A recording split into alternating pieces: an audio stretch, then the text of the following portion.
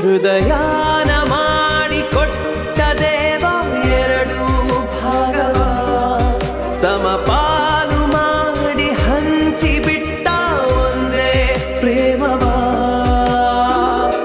ಮರಳಿ ಮನಸಾಗಿದೆ ಮರಳಿ ಮನಸಾಗಿದೆ ಮರಳಿ ಮನಸಾಗಿದೆ ಮರಳಿ ಮನಸಾಗಿದೆ.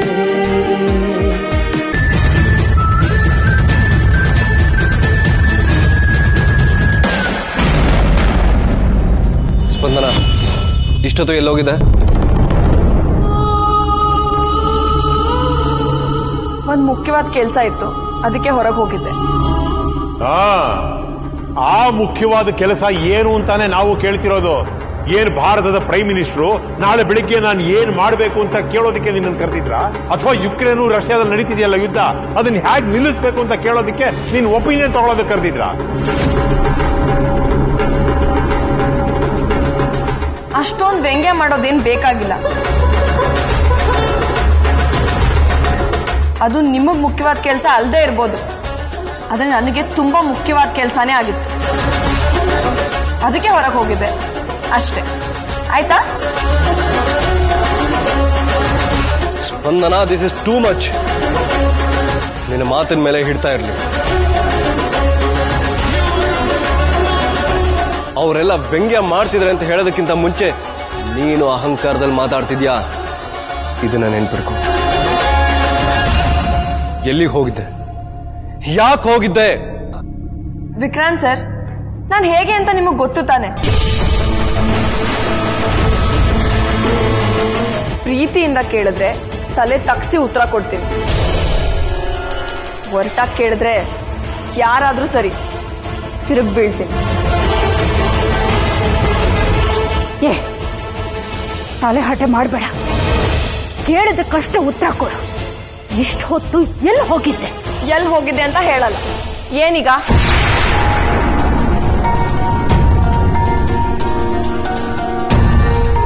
ನಿಜ ಹೇಳ್ದೆ ಹೋಗಿದ್ದೆ, ಆದ್ರೆ ನಾನು ಬೆಳಗ್ಗೆ ಬೇಗ ಹೋಗ್ಬೇಕಿತ್ತು. ಅಷ್ಟೊತ್ತಿಗೆ ನೀವ್ ಯಾರು ಎದ್ದಿರ್ಲಿಲ್ಲ.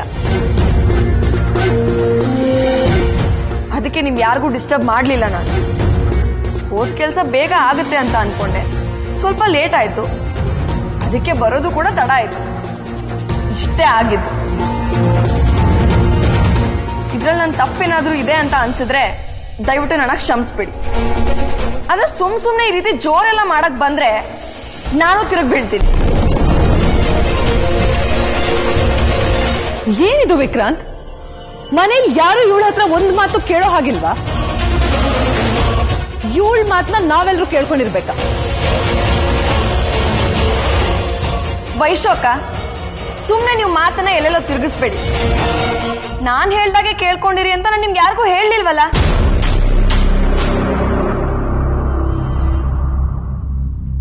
ಹಾಗೆ ನೀವ್ ಹೇಳ್ದಾಗ ಕೇಳ್ಕೊಂಡಿರಕ್ಕೆ ನಾನು ಇಲ್ಲಿ ಗತಿಗೆ ಬಂದಿಲ್ಲ.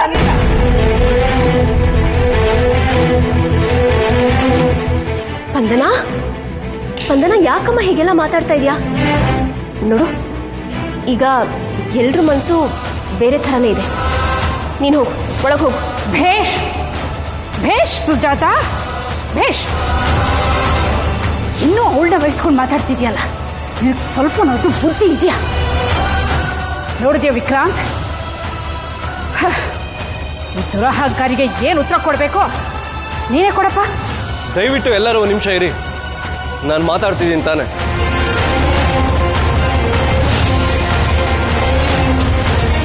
ವಿಕ್ರಾಂತ್ ಸರ್, ದಯವಿಟ್ಟು ನನಗೆ ಏನೂ ಕೇಳಕ್ ಹೋಗ್ಬೇಡಿ. ನನಗೆ ಹೇಳೋ ಪರಿಸ್ಥಿತಿನಲ್ಲಿ ಇಲ್ಲ. ನಿಮ್ಮ ಹತ್ರ ನಿಧಾನವಾಗಿ ಮಾತಾಡ್ತೀನಿ. ಅಮ್ಮ, ಬೆಳಗ್ಗೆಯಿಂದ ಏನೂ ತಿಂದಿಲ್ಲ, ಸುಸ್ತಾಗ್ತಿದೆ. ತಿನ್ನೋಕೇನಾದ್ರೂ ಕೊಡ್ತೀರಾ? ಆಯ್ತು, ರೂಮಲ್ಲಿರು, ತಗೊಂಬಂದು ಕೊಡ್ತೀನಿ. ಅಮ್ಮ, ಒಂದು ನಿಮಿಷ ನಿಂತ್ಕೋ.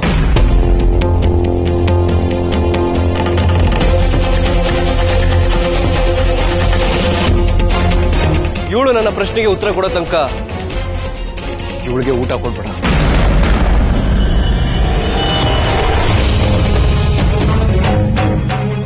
ನನ್ನ ಮಾತು ಕೇಳು. ಇಂಥ ಟೈಮಲ್ಲಿ ಯಾರು ಹಠ ಮಾಡೋದು ಬೇಡ. ಆಮೇಲೆ ನಿಧಾನ ಕೂತ್ ಎಲ್ರು ಮಾತಾಡೋಣ. ಹಠ ಮಾಡ್ತಿರೋದು ನಾನಲ್ಲಮ್ಮ, ಇವಳು. ಬೆಳಗ್ಗೆಯಿಂದ ಇವಳು ಮನೇಲಿಲ್ಲ ಅಂತ ಎಲ್ಲರೂ ಎಷ್ಟು ಗಾಬರಿ ಆಗಿದ್ದೀವಿ, ಎಷ್ಟು ತಲೆ ಕೆಡಿಸ್ಕೊಂಡಿದೀವಿ. ಇವಳು ನೋಡಿದ್ರೆ ಅದ್ಯಾವುದನ್ನು ಅರ್ಥ ಮಾಡ್ಕೊಳ್ದೆ ತಾನು ಮಾಡಿದ್ದೆ ಸರಿ ಅಂತ ವಾದ ಮಾಡ್ತಾನೆ ಇದ್ದಾಳೆ. ಕೇಳಿದ ಪ್ರಶ್ನೆಗೆ ಉತ್ತರ ಕೊಡದೆ ತಲಹರಟೆ ಮಾಡ್ತಿದ್ದಾಳೆ. ಇವಳಿಗೆ ಈ ಮನೇಲಿ ಊಟ ಕೊಡ್ಬೇಡ. ಭೇಷ್ ವಿಕ್ರಾಂತ್ ಸರ್, ಭೇಷ್. ಹಸುವಿಲ್ದೇ ಇರೋರ್ಗೂ ಅನ್ನ ಹಾಕಿ ಕಳಿಸೋ ವಂಶ ನಮ್ದು ಅಂತ ಹೆಮ್ಮೆಯಿಂದ ಕೊಚ್ಕೊಳ್ಳೋ ಈ ಮನೇಲಿ ಒಂದ್ ಹೆಣ್ಣು ಹಸುವು ಅಂತ ಬಾಯಿ ಬಿಟ್ಟು ಕೇಳ್ತಾ ಇದ್ರು, ಅದನ್ನ ಲೆಕ್ಕಿಸದೆ ಈ ರೀತಿ ಮಾತಾಡ್ತಿದ್ದೀರಲ್ಲ, ಇದು ನಾಯಕರ ವಂಶ. ನಮ್ಮ ವಂಶದ ಬಗ್ಗೆ ಮಾತಾಡ್ಬೇಡಕ್ ಬಂದನು. ಆ ಯೋಗ್ಯತೆ ನಿನ್ಗಿಲ್ಲ. ನನ್ನ ಯೋಗ್ಯತೆ ಬಗ್ಗೆ ಮಾತಾಡೋ ಅಧಿಕಾರ ನಿಮ್ಗೂ ಇಲ್ಲ, ಈ ಮನೇಲಿ ಯಾರಿಗೂ ಇಲ್ಲ. ಕಾಡ್ಕೊಳ್ಳಿ, ನಾಲ್ಗೆ ಬಿಗಿ ಹಿಡಿದು ಮಾತಾಡು. ನಮ್ಮ ಬಗ್ಗೆ, ನಮ್ಮ ವಂಶದ ಯೋಗ್ಯತೆ ಬಗ್ಗೆ ಮಾತಾಡಕ್ಕೆ ನಿನಗೇನು ಅಧಿಕಾರ ಇದೆ? ಏನೇ ಗೊತ್ತಿದೆ ನಿನ್ಗೆ? ಅವತ್ತು ತಾಳಿ ಕಟ್ಟಿಸ್ಕೊಂಡು ಬಂದು ಮನೆ ಬಾಗಿಲಲ್ಲಿ ನಿಂತಿದ್ದಾಗ ಈ ಮನೆ ಜನ ಎಲ್ಲ ಒಪ್ಕೊಂಡು ನಿನ್ನ ಒಳಗಡೆ ಸೇರಿಸ್ಕೊಳ್ಳಿಲ್ಲ ಅಂದಿದ್ರೆ ಇವತ್ತು ನಿನ್ನ ಯೋಗ್ಯತೆ ಏನಾಗಿರೋದು ಯೋಚನೆ ಮಾಡು. ನನ್ನ ಮಗ ನಿನಗೆ ಹೆಂಡತಿ ಸ್ಥಾನ ಕೊಡದೆ ಇದ್ದಿದ್ರೆ ನಿನ್ನ ಬದುಕು ಏನಾಗಿರ್ತಾ ಇತ್ತು? ಈ ಮನೆ ನೀತಿ ನಿಯಮಗಳನ್ನೆಲ್ಲ ಗಾಳಿ ತೂರಿ ನಿನಗಿಷ್ಟ ಬಂದ ಹಾಗೆ ಈ ಮನೇಲಿ ಇರೋದಕ್ಕೆ ಬಿಟ್ಟಿದೀವಲ್ಲ. ಮಾತಾಡ್ತೀಯೇ, ನಮ್ಮ ಬಗ್ಗೆನೂ ಮಾತಾಡ್ತೀಯ, ನಮ್ಮ ವಂಶದ ಯೋಗ್ಯತೆ ಬಗ್ಗೆನೂ ಮಾತಾಡ್ತೀಯ.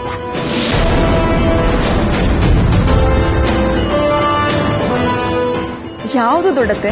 ನೀತಿ ನಿಯಮ. ಒಂದ್ ಹೆಣ್ಣು ಈ ಮನೆಯಿಂದ ಆಚೆ ಹೋಗ್ಬಾರ್ದು, ಅವಳು ಕಾಲೇಜಿಗೆ ಹೋಗ್ಬಾರ್ದು, ನೀವ್ ಹೇಳ್ದ ಹಾಗೆ ಬಟ್ಟೆ ಹಾಕೋಬೇಕು, ನಿಮ್ ಮಾತನ್ನ ಕೇಳ್ಬೇಕು, ನಿಮ್ ಮಾತನ್ನ ಮೀರ್ಬಾರ್ದು. ಇದೆ ಅಲ್ವಾ ಈ ಮನೆ ನೀತಿ ನಿಯಮ? ಹೊಟ್ಟೆ ಹಸುವು ಅಂತ ಮನೆಗೆ ಬಂದ್ ಒಂದ್ ಹೆಣ್ಣನ್ನ ತಲೆಗೊಂದೊಂದ್ ಪ್ರಶ್ನೆ ಕೇಳಿ ಉತ್ತರ ಕೊಡೋವರೆಗೂ ಊಟ ಹಾಕಲ್ಲ ಅಂತ ಹೇಳ್ತಿದ್ದೀರಲ್ಲ, ಇದು ಈ ಮನೆ ನೀತಿ ನಿಯಮ ಅಲ್ವಾ? ಈ ಮನೆ ಸೊಸೆ ಅಂತಾನು ನೋಡ್ದೆ ಸೊಸೆ ಮೇಲೆ ಕೈ ಎತ್ತೋದು ಈ ಮನೆ ನೀತಿ ನಿಯಮ ಅಲ್ವಾ?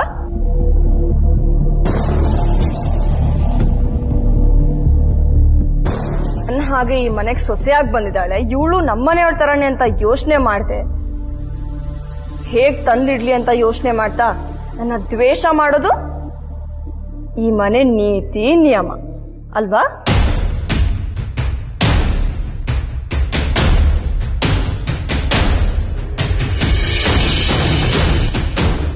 ನನ್ ಸೊಸೆ ಅಂತ ಪ್ರೀತಿ ಮಾಡೋ ಇವ್ರನ್ನ ನೀವೆಲ್ಲ ಅವಮಾನ ಮಾಡೋದು ಈ ಮನೆ ನೀತಿ ನಿಯಮ.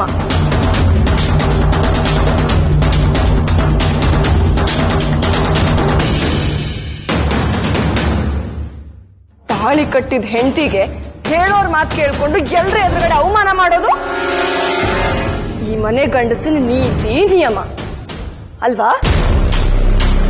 ಚೆನ್ನಾಗಿದೆ, ತುಂಬಾ ಚೆನ್ನಾಗಿದೆ.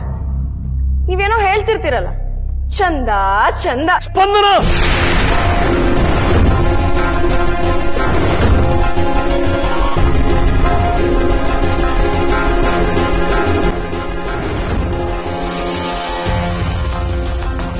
ಯಾಕೆ ವಿಕ್ರಾಂತ್ ಸರ್, ಯಾಕೆ ನಿಲ್ಸಿದ್ರಿ?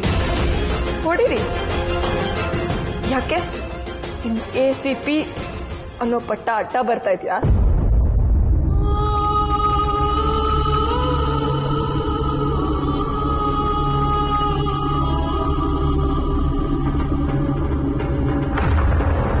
ಅಥವಾ ಇಷ್ಟೋ ತನಕ ಹೇಳಿದ್ರಲ್ಲ ವಂಶ ಅಂತ, ಅದಡ್ಡ ಬರ್ತಾ ಇದೆಯಾ? ಅಥವಾ ಇವ್ರು ಯಾರು ಇಲ್ಲದೆ ಇರೋ ಅನಾಥೆ ಅಂತ ಸೆಂಟಿಮೆಂಟ್ ಅಡ್ಡ ಬರ್ತಾ ಇದೆಯಾ? ಇಷ್ಟು ಜನಗಳ ಮುಂದೆ ನನಗೆ ಕೈ ಎತ್ತಿದ್ರಲ್ಲ, ಯಾಕೆ? ಅಗ್ನಿ ಸಾಕ್ಷಿಯಾಗಿ ತಾಳಿ ಕಟ್ಟಿದ್ರು, ನಾನ್ ನಿಮ್ಗೊಂದು ಜವಾಬ್ದಾರಿ ಕರ್ತವ್ಯ ಅಂತ ತಾನೆ. ಆ ಜವಾಬ್ದಾರಿನ ನಾನು ನಿಭಾಯಿಸಿದ್ದೀನಿ. ನಾನು ಏನ್ ಮಾಡಿದ್ರು ನಡೆಯುತ್ತೆ ಅಂತ ತಾನೆ. ನಾನೇನ್ ಈ ಮನೆಯಲ್ಲಿ ಫ್ರೀಯಾಗಿ ತಿಂತಾ ಇಲ್ಲ ವಿಕ್ರಾಂತ್ ಸರ್. ಈ ಮನೆ ಕೆಲಸದೋಳ್ತಾರ ಮನೆ ಕೆಲಸ ಎಲ್ಲ ಮಾಡಿ ಕೂಲಿ ಅಂತ ತಿಂತಾ ಇದ್ದೀನಿ. ಇದನ್ನ ನೀವು ಕಟ್ಟೋವಾಗ್ಲೇ ನನಗೊಂದು ಜವಾಬ್ದಾರಿ ಕರ್ತವ್ಯ ಅಂತ ಹೇಳಿ ಕಟ್ಟಿದ್ದೀರಾ ಅಂದ್ಮೇಲೆ ಇದನ್ನ ಕಿತ್ತು ಹಾಕಿ ಈಗ ನೀವ್ ಹೇಗ್ ಬಿಹೇವ್ ಮಾಡ್ತಿದ್ದೀರೋ ಹಾಗೆ ನಾನು ಬಿಹೇವ್ ಮಾಡ್ಬೋದು ಮಿಸ್ಟರ್ ವಿಕ್ರಾಂತ್ ನಾಯಕ್. ಕಿರ್ಚಬೇಡಿ. ನನಗೂ ಕಿರ್ಚಕ್ ಬರುತ್ತೆ. ಜನಗಳ ಮುಂದೆ ಪದೇ ಪದೇ ಅವಮಾನ ಆಗ್ತಾ ಇದ್ರು, ಅದನ್ನೆಲ್ಲ ಸಹಿಸ್ಕೊಂಡಿದ್ದೀನಿ. ಇವತ್ತು ಎಲ್ಲಾರ ಮುಂದೆ ನನ್ನ ಹೊಡೆಯೋ ಮಟ್ಟಕ್ಕೆ ಬಂದಿದ್ದೀರಾ ಅಂದ್ರೆ ನಾನು ಈ ಮನೇಲಿ ಇರಲ್ಲ, ಒಂದು ಕ್ಷಣನೂ ಇರಲ್ಲ.